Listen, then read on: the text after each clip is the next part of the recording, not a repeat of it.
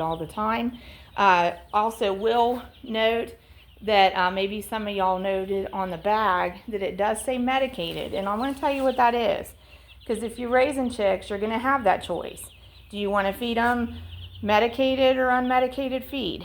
You know, I can take your heat if you want to criticize us using medicated feed. That's fine. But that's what we choose to do. Now let me tell you a little bit about that. When that says medicated, what does that mean? Well, that means that it does have an ingredient in it called amprolium. Why does it have amprolium in it? Amprolium is a protozoa inhibitor. Why do we want that? Chickens are exposed just in their natural environment to a protozoa that's found in the soil that's called coccidia.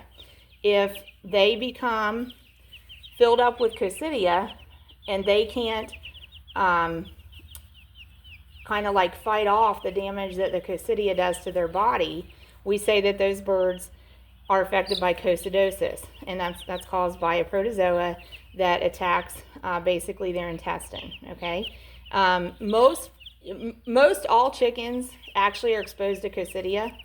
And most chickens will kind of like, just overcome it on their own. But, with meat chickens, there is just the added stress of their rapid growth.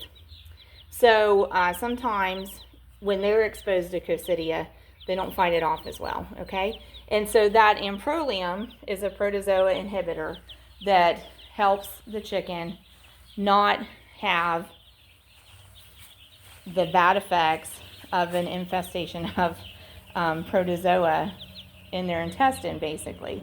So we choose to use it because we choose to use the feed that has amprolium in it, because if you don't, your birds could be fine. But if they're not fine, it's not something that's going to affect an individual bird, okay? If they're not fine, they were all exposed to it, and they're probably all going to be overcome by it, and you're probably going to lose an entire flock to coccidosis, okay? So for a producer, on a scale, that's different than household consumption production scale, that's a huge risk to take. And if we can simply feed a protozoa inhibitor that does not taint the meat and does not leave residual in the chicken's bloodstream, then that's what we're going to do. We're going to make sure that these chickens have a leg up on that protozoa exposure hurting them, okay? So that's why we choose to feed it. Now, I hope you noticed that I mentioned they don't have residual left in their bloodstream from the amprolium, which is why that feed gets the medicated label, because of the amprolium being in it. And also, so there's no residual in the bird's bloodstream when we go to processing with it from the amprolium. Also, it doesn't taint the meat. So actually, there's actually no withdrawal required, no feed withdrawal required on the amprolium in the feed with meat birds. And what that means, if you haven't heard of feed withdrawal time, if something is known to leave residual in the animal system that would show up in the meat that we consume from it, then you're required to make sure that that's not being fed to that animal like X number of hours or X number of days before they go to processing. Well, here's the thing with the amprolium. There's no withdrawal time for poultry with the amprolium, so we're not even required to take it away before they go to processing, but we do take the amprolium away before our birds go to processing. They have an 18-hour total feed withdrawal time anyway, and then we actually take our birds off the complete feed about 3 days before processing and have them eat corn at the end of production. So we actually do a self-determined isn't what I'm trying to go for here, but we just do a voluntary, because we want to, amprolium withdrawal from the flocks, and then we do the total feed withdrawal that needs to be done to make the processing hygienic. So that's kind of an explanation of what that means when your chicken feed bag says medicated, and that's an explanation of why a poultry producer opts to use that. Kind of a simple explanation, but wanted to share that with you. So like I said, we do opt to use that. You can get poultry feed that's labeled not medicated, that does not have the amprolium additive in it. And there may be alternatives to the amprolium. We're always researching for that, seeing if we can find something effective. But remember, like I said, at this scale, when we're talking about 100 of birds at a time or hundreds of birds at a time and up to 1,650 birds a year, I'm not going to take a chance on something that I'm not sure of. I need to practice that on a small scale and make sure it's effective before I can risk it with 1,500, 1,600 birds. And with what we are using with the amprolium in the feed now, we know that's effective for managing for coccidiosis. We know that's effective against coccidia exposure, and we know that it's going to work.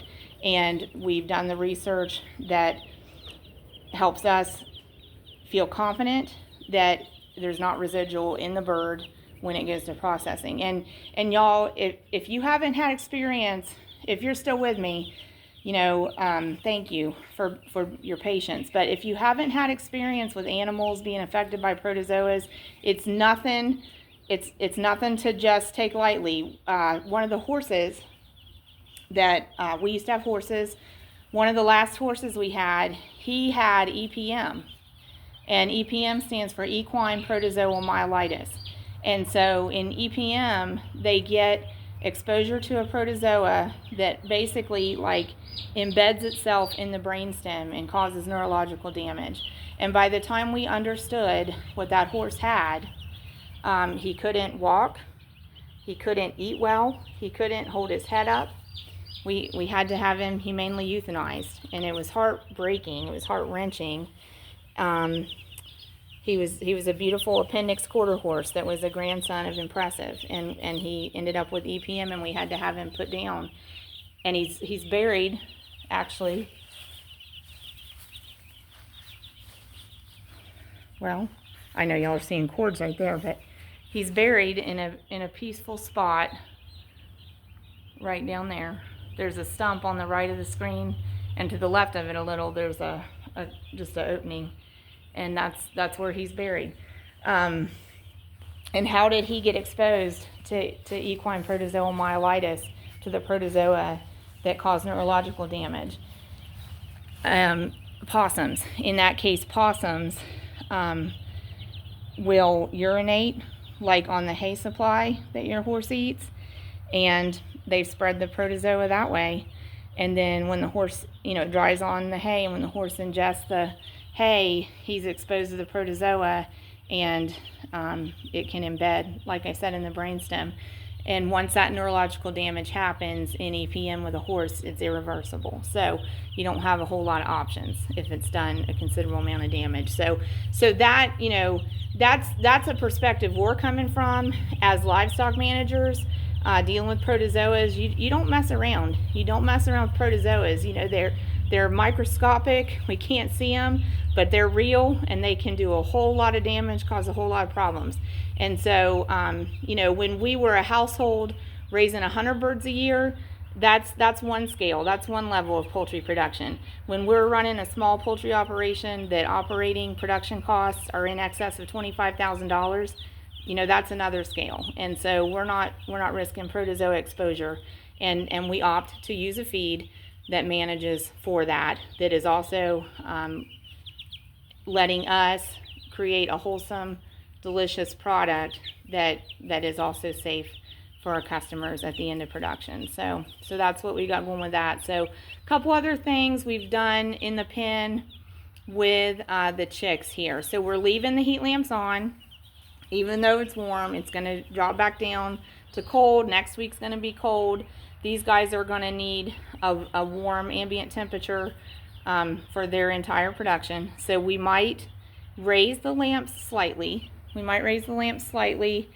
As they, get a little more mature and can compensate for their own warmth a little bit. But they're still going to need the lamps when the temperatures drop at night. We did fluff the bedding up too. One thing that's difficult with meat chicks and bedding is they pack it down, they compact it, and then once it's compacted, it doesn't absorb well. And if it's not absorbing well, then all their manure just lays on top of it. Their manure is heavy in ammonia as well, because the manure actually contains the urine. So if they get the bedding totally compacted, then that manure just sits on top of it and forms a hard, heavy crust that actually can cause like a chemical burn to their skin too.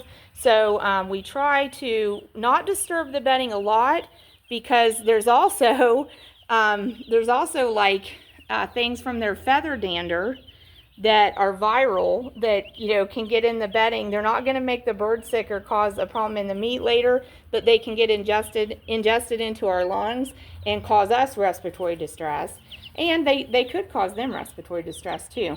So we don't disturb the bedding bunches, but we do fluff it, just gently fluff it right in place to prevent a hard crust forming on it. And at just 3 days, going on our third day in here, we were getting a little bit of a hard crust on top of this pine shavings bedding. So we freshened water, we filled feed trays. Did you see that, y'all? That was chasing a bug. We filled feed trays and we fluffed bedding, and another couple hours before we're going to shut doors. For now, I mentioned in our day 2 video, we'll evaluate, for how we want to handle the overhead light. For now, we're going to leave the overhead light on for these guys all night. We want to see them keep eating. We're seeing good activity in this pen of birds, so we know they're moving around well, and actually all of them, even as individuals, they all look like they're thriving. So we want to, since they're active, we want to keep the feed intake up. So the opposite of that would be if we shut the light off. Birds don't move around a lot in the dark and aren't real active in the dark because they don't see well in the dark, right? So if we shut the light down, we also limit the time that they're moving around, and we limit the time that they're eating. But since they're thriving, we want to keep them active, keep them going to feed, keep them going to water. So we're going to keep, for now, we're going to keep the overhead lights on for this bunch, so like 24 hours a day. So that's in addition to their heat lamps, okay?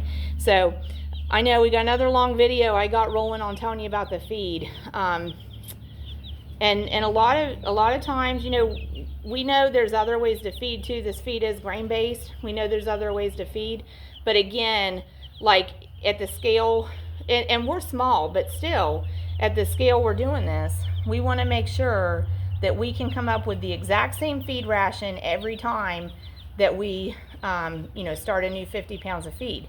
And we've got to feed 1,000 pounds out over 5 or 6 weeks to a group of birds, and we want it consistent. So that's why we opt to go with a manufactured feed that is grain-based, because a lot of times the experience would indicate that is what provides steady growth, constant energy, and good flavor to your production animals when we get to the end product with the meat. So anyway, but we love the feedback and love to hear about the different feed programs, but that gives you the lowdown on what we're feeding. And sometimes, I will tell you, sometimes we'll go down to a 19%, like if we get a group that just grows super fast and we need to maybe slow them down a little bit toward the end of production, we can drop them back to a 19%, and we could even drop them back to a 19% that's not medicated. But most of the time, the premise is they're probably going to stay on the feed with the Amprolium, 22% protein, start to finish, until we put them on corn 3 days before processing, and then we do total feed withdrawal 18 hours before processing. So that's what's up with the meat birds on day 3, y'all. Thanks for joining us. Thanks for bearing with me. We really appreciate you. And if you want to see a real life operation, how meat birds are run, and we try to tell, the good, the bad, and the ugly, you're at the right place. So thanks for joining us. Feel free to give us any questions there, and we'll check back in with you pretty soon here with these meat birds again. So thanks, y'all.